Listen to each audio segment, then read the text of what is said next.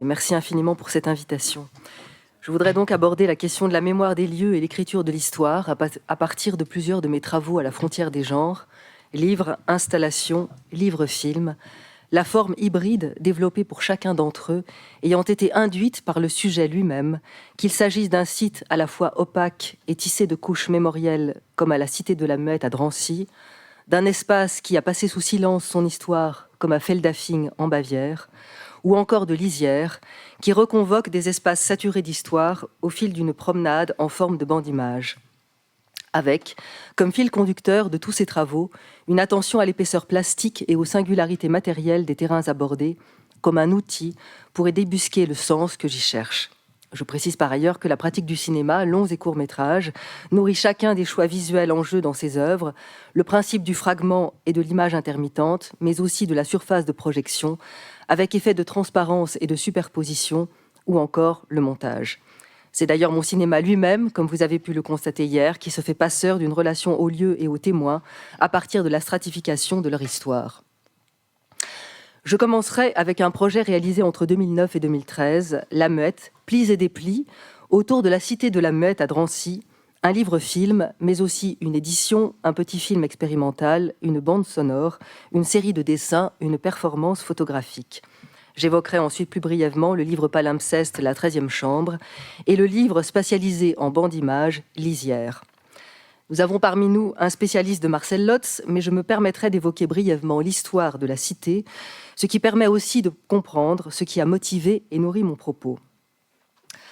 À Drancy, en 1934, le projet de la Cité de la Muette s'inscrit originairement dans un programme moderniste de cité-jardins ouvrières à la ceinture de Paris. Il a été conçu par deux architectes, Eugène Baudouin, prix de Rome, et Marcel Lotz, architecte-ingénieur, passionné de technique et pilote amateur. Leur proposition s'installe dans la banlieue, à Drancy, zone de petits pavillonnaires dévolus au maraîchage. L'ensemble est vaste et ambitieux. Réalisé par assemblage d'éléments sériels, selon un procédé industriel de préfabrication, ce qui permet de réduire les coûts de construction tout en innovant, avec une série de bâtiments de 14 étages, les premiers gratte-ciel de France. Mais avec la crise de 1937, le chômage s'installe, le chantier s'arrête, inachevé. Aucune des infrastructures imaginées par le duo Lotz-Baudouin n'est finalement réalisée. Il y avait un projet d'école, de stade, de marché, d'église et enfin de route. Et les gratte-ciel demeurent vides, tandis qu'un bâtiment attenant en fer à cheval voit ses 4 étages de béton cru demeurer à l'état de surface béante. Bientôt, les bailleurs de fonds cèdent les espaces restés vacants des tours d'habitation pour y loger des gardes mobiles, une solution financière comme une autre. Avec la Deuxième Guerre mondiale, la défaite et l'occupation, la partie inachevée de la cité, le U, change radicalement de destin. Il devient le plus grand camp d'internement des Juifs en France et la première étape vers leur déportation et les camps de la mort. On peut se demander comment ce projet architectural s'est trouvé devenir cet espace qu'un interné, Georges Waran-Kwarinski, qualifia dans son journal de microcosme effarant.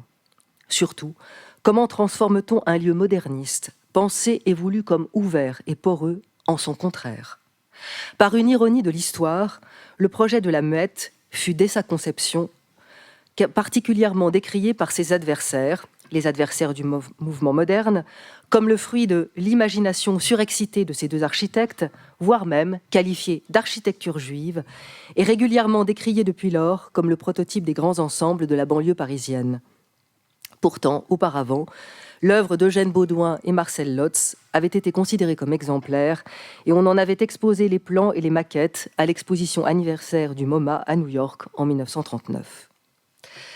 Face à ce lieu ressortissant à la fois de l'histoire et de l'histoire de l'architecture, comment commencer? Et pourquoi? En 2009, lors de ma première visite, la cité est ce qu'elle est devenue depuis la Libération. Un lieu où résident des familles peu fortunées qui y vivent depuis peu ou depuis longtemps. Tel ce rapatrié d'Algérie, sans doute un harki qui me raconte y habiter depuis 1962. Car de fait, après la brève période de 1944-45, où on y enferme quelques semaines des collaborateurs notoires tels Sacha Guitry, ce qui s'y passe n'a que faire du passé ou de la mémoire. On achève tout simplement un chantier que des circonstances diverses ont retardé pour loger des gens qui en ont besoin. Ainsi, Être là, entre ces murs, c'est-à-dire dans la cour de la cité, puisque les gratte-ciels initiaux ont été détruits depuis les années 80, remplacés par d'autres un peu plus tard, parcourir et tenter de comprendre le lieu, c'est d'abord ne rien voir. Être confronté à une histoire fantomale, présente absente dans la cité, où tout s'expose, puisque c'est elle-même qui fut le camp, et où rien de ce qui fut ne peut se saisir à l'œil nu. Comment remédier à cet enfouissement de la mémoire? Et celle-ci est-elle aussi latente que cela? Dans ce rapport, d'une part, à un passé inconnaissable, dans la confrontation à l'émotion suscitée par le lieu, palpable, non pas uniquement à cause de la présence d'un wagon à l'orée du site ou d'une plaque commémorative à la mémoire de Max Jacob le long d'une des coursives, mais parce que cette architecture piteuse, dégradée, semble dévorée de l'intérieur par un secret inavouable, qui en a dégradé les murs, non pas seulement à cause du passage normal du temps sur des matériaux peut-être défectueux, mais parce que quelque chose de terriblement difficile à exprimer s'y est déroulé, qui rend impossible de s'y attacher et donc de prétendre conserver à ce lieu une apparence de dignité architecturale. La seule réponse possible est pour moi d'établir un processus de travail défini autour d'un questionnement très simple. Chercher à voir ce qui n'est pas visible, c'est comprendre, pour moi, un mouvement qui concrètement transforme le sens d'une chose en une autre. Ainsi, le premier acte est-il de photographier la cité, non pas pour en produire des images, mais en utilisant mon médium, la photographie, comme un moyen de l'apprivoiser. En somme, un outil visuel qui traverserait les apparences. Au cours de mes arpentages photographiques, parfois accompagnés du commentaire d'amis architectes, je m'interroge sur la façon dont la cité est construite et fonctionne comme bâtiment, ce qui la structure, ce qui la caractérise, quels en sont les détails, etc., captant au passage des vétustés et des traces, elles-mêmes bien sûr, grosses d'interprétations possibles. Je suis à la surface des choses, seule matérialité qui m'est donnée à saisir, dans le présent même, et cette attention au réel est la façon unique pour moi d'aller au-delà de ce qui est, vers ce qui se cache, et qui peut être, dans un détail de structure, une ombre portée, un mot mis pour un autre, pourra potentiellement ouvrir une brèche dans l'espace-temps, c'est-à-dire me faire signe. Et pour être sûr de l'authenticité de mon regard, c'est-à-dire pour me tenir éloigné d'un quelconque désir de faire des images, ce dont je dois absolument me garder si je veux que quelque chose m'arrive, je délaisse vite mon appareil argentique pour l'esthétique pauvre d'un petit appareil numérique basse définition. C'est d'ailleurs un même choix qui, parallèlement, préside à mon adoption d'une petite caméra DV pour filmer le camp de Rivesaltes à la même époque. Mais j'entame aussi une autre quête, celle-ci plus nettement archéologique. Je suis en effet à la recherche de documents photographiques qui pourraient me donner à voir cette mutation de l'architecture en camp de concentration.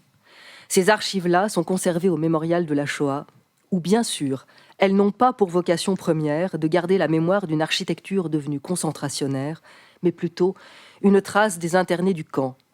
Mon propos est donc d'emblée de saisir ce que m'offre l'archive à rebrousse-poil de ce qu'elle propose, de délaisser les visages pour les murs, les corps pour les barbelés, les chemins de ronde, les checkpoints, les miradors, les projecteurs. Car c'est tout un arsenal de l'enfermement qui se déploie autour et contre tous ces visages et ces corps, tous ces destins rassemblés là.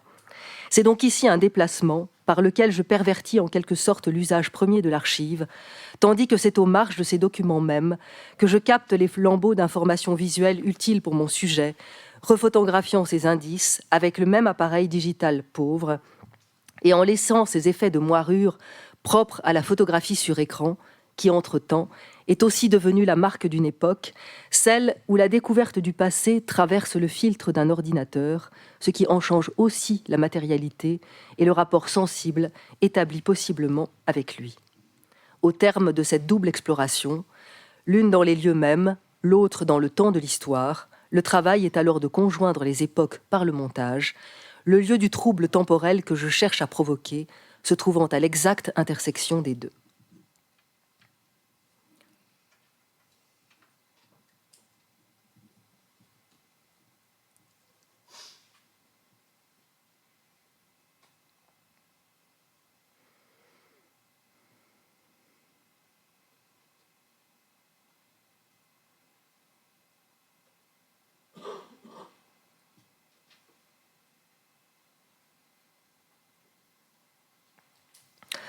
Ce montage de matérialités distinctes s'inspire de la grammaire du cinéma plutôt qu'il ne cherche à retrouver des points de vue identiques.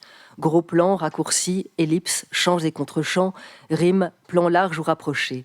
Surtout, les photographies d'archives ayant été réalisées essentiellement par ceux qui enfermèrent plutôt que par ceux qui furent enfermés, je ne souhaite évidemment pas me remettre dans leurs pas. Et comme dans un film, c'est par des rythmes et des variations que je passe d'une séquence à une autre. Tandis que les ruptures cut instaurent une dynamique formelle d'opposition entre les images, les raccords de plan à plan s'opèrent par prolongement de la structure interne de chacun. Dans l'ensemble, c'est d'ailleurs par des prolongements visuels entre les époques, mais également internes aux images, que se construit mon propos, les résonances visuelles entre les motifs étant pour moi autant d'échos d'histoire. Le tout organisé sous les espèces d'une promenade qui rejoue celle qui fut la mienne dans l'espace réel et qui procède en avançant, tantôt pas à pas et en s'attardant sur des détails, tantôt à grandes enjambées et par ellipses.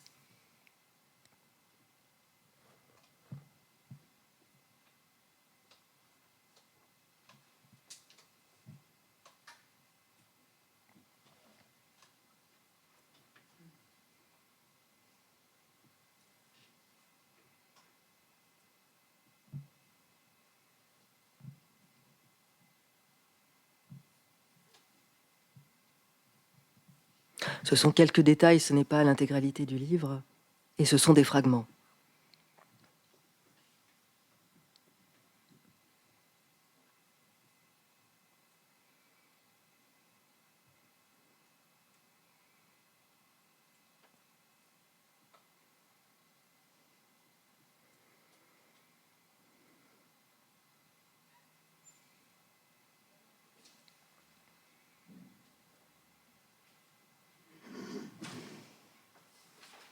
En réalité, ce montage cherche à redistribuer les cartes du temps.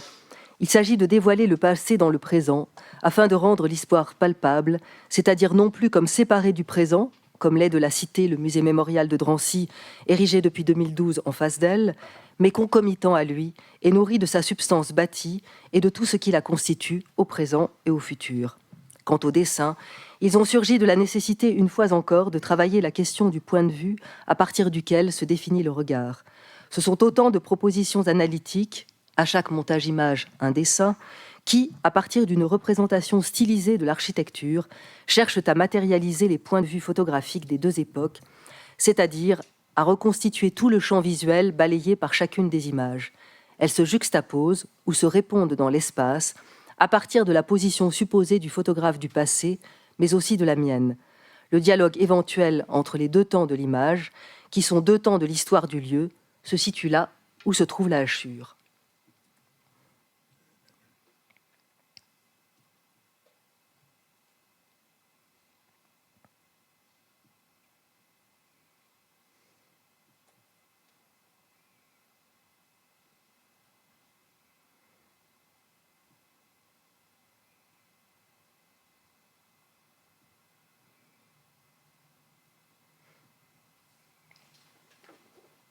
Dans sa forme exposée, la muette Plis et déplie confronte le spectateur, lecteur, arpenteur à un livre, mais aussi une installation, c'est-à-dire une proposition plastique matérielle qui se déploie dans l'espace comme un film de papier. Il s'agit d'un Leporello de 35 mètres qui, par la forme en accordéon de ses doubles pages successives, offre un parcours photographique à la fois continu et saccadé, par la présence des dessins intercalés, et dans la profondeur creusée par chacun des angles marqués aux arêtes des pages, tantôt en avant, tantôt en arrière, angles qui par ailleurs invitent à des effets supplémentaires de montage dans la perspective. Ainsi, le dispositif mettant en jeu un objet verticalisé et étiré participe de cette relation du spectateur à la présence-absence de l'histoire de la cité. D'abord, s'il veut prendre la mesure de l'objet et y voir à son tour quelque chose, il lui faut marcher, se confronter à la fois à l'espace physique que l'œuvre occupe, mais aussi à celui qu'elle instaure dans et à partir d'elle. Ce travail du corps est le premier réquisite de l'œuvre elle-même. On pourrait aussi le comprendre comme une proposition faite au regardeur d'induire lui-même le mouvement qui lui permettra de découvrir ce film de papier, son corps assumant alors le rôle de la machine de projection. Mais à la différence du projecteur, chaque spectateur peut développer son propre rapport au temps, avec des reprises, des arrêts éventuels et de multiples retours en arrière possibles. Il est le décideur de sa promenade, quoique cependant le mouvement même du livre le conduise lui aussi inéluctablement vers le point Z de la gare de marchandises de Bobigny-Drancy, page ultime du livre et lieu de non-retour des déportés. Une performance photographique réalisée dans le cadre du festival Hors Limites en 2016 poursuit quelques années plus tard cette réflexion sur l'archive et le lieu, le surgissement de l'histoire s'offrant ici comme une expérience archéologique immatérielle proposée à chacune et chacun des participantes et participants. C'est une promenade précise dans la cité, en 4 stations, d'abord à l'extérieur, puis au fond de la cour sous une coursive, et en face du terre-plein central, où je convie à chaque fois de regarder avec moi vers un point précis. Ce qui s'y trouve est invisible, car ce qui a existé alors a bien sûr disparu. Pourtant, tous les spectateurs peuvent le voir, parce que tandis qu'ils regardent une absence dans les lieux mêmes, je leur décris l'image de ce qu'ils n'ont pas devant les yeux. Seule la parole qui décrit l'archive matérialise ce qui est possiblement à voir. Et tout le monde voit. On voit d'abord, à l'extérieur, la chicane en bois et les barbelés entourant le passage vers la cité, ce qui permettait de faire décharger des marchandises aux déportés sans qu'ils puissent s'enfuir. On voit la baraque de fouilles au fond de la cour. On voit une file de déportés devant l'entrée de la cuisine sous la coursive et les hommes qui attendent et regardent. Enfin, on voit les projecteurs braqués sur l'aile du départ des déportés choisis pour le prochain convoi à l'aube. Les spectateurs voient et se tiennent exactement à la lisière entre ce passé et le présent.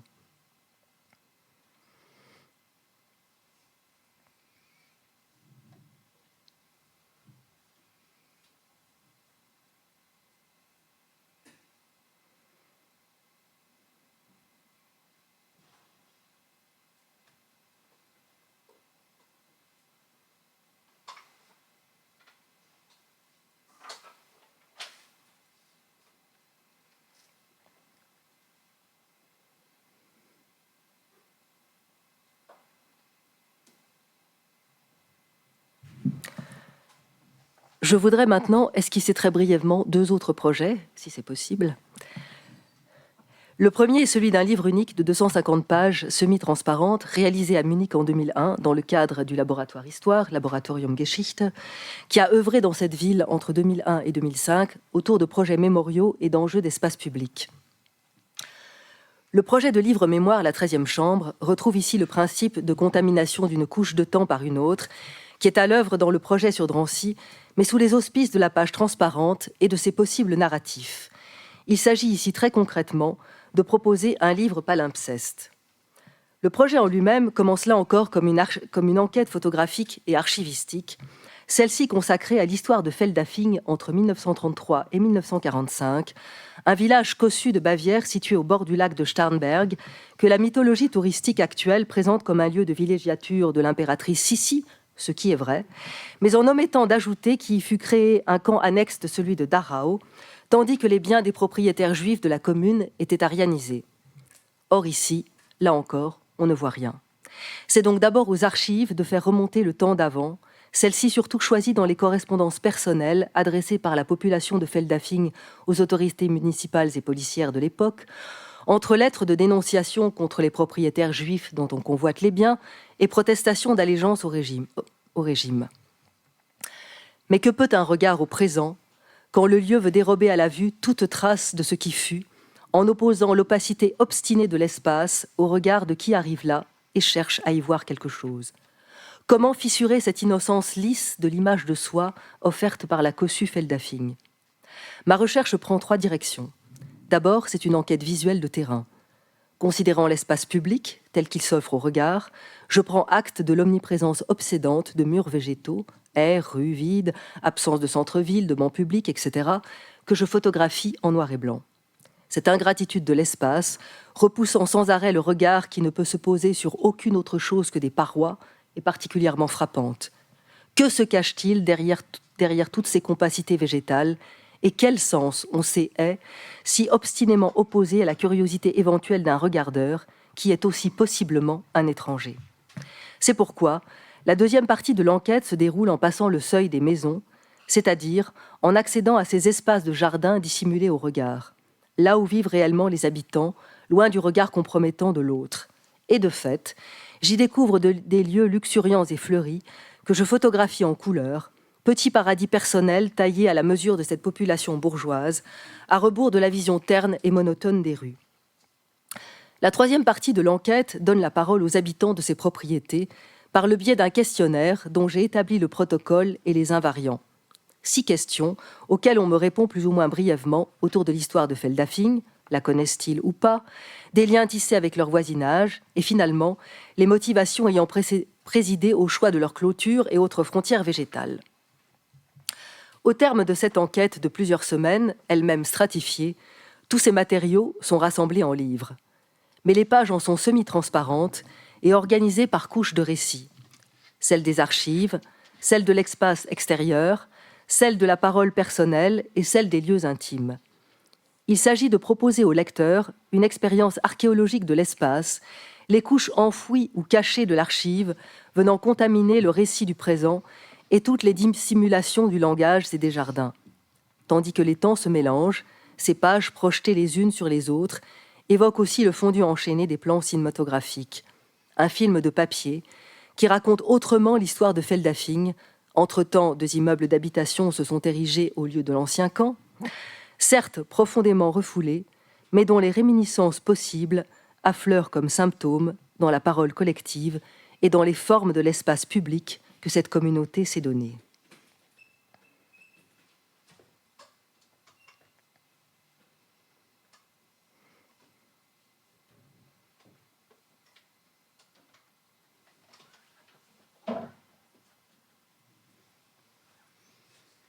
J'ai encore un tout petit peu de temps ? Un tout petit peu ? Oui. Le projet Lisière poursuit ce qui était déjà à l'œuvre dans le montage de la muette Plis et Déplis et dans son installation. C'est un autre livre-film, cette fois déployé sous forme de 10 bandes d'images se développant sur des longueurs variables, entre 1,50 m et 3,50 m, et proposant chacune un montage singulier entre des fragments d'images puisés dans des séries et ensembles réalisés ces 20 dernières années, images photographiques 6:6 en couleur, côtoyant celles en noir et blanc, mais aussi dessins à l'encre de Chine et au crayon, et photogrammes issus de films réalisés en DV, en Super 8 et encore en HDV. C'est un montage entre des territoires que j'ai parcourus et où s'est inscrite l'histoire humaine du court XXe siècle, principalement en France, Bavière, Algérie.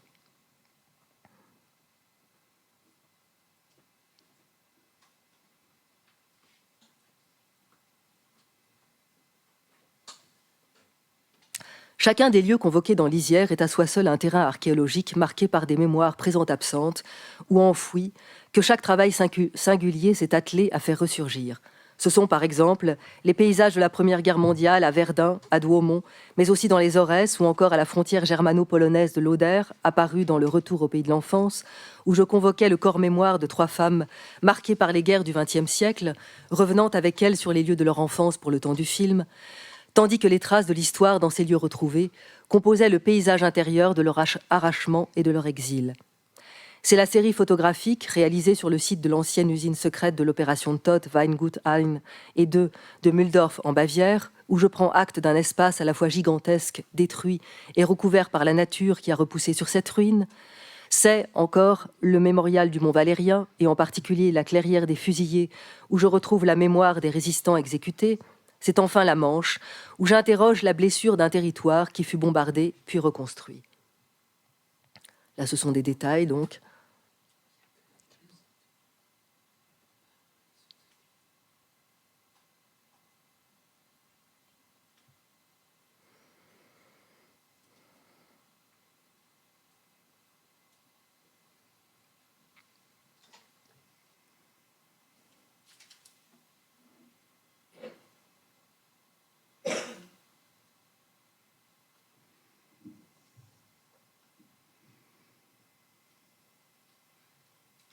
Au-delà de chaque sujet ici reconvoqué dans le montage, la proposition de Lisière réside dans la tentative d'éprouver des échos d'histoire, tramés possiblement au-delà de l'espace et du temps, via une mise en lien plastique et matérielle au présent du montage.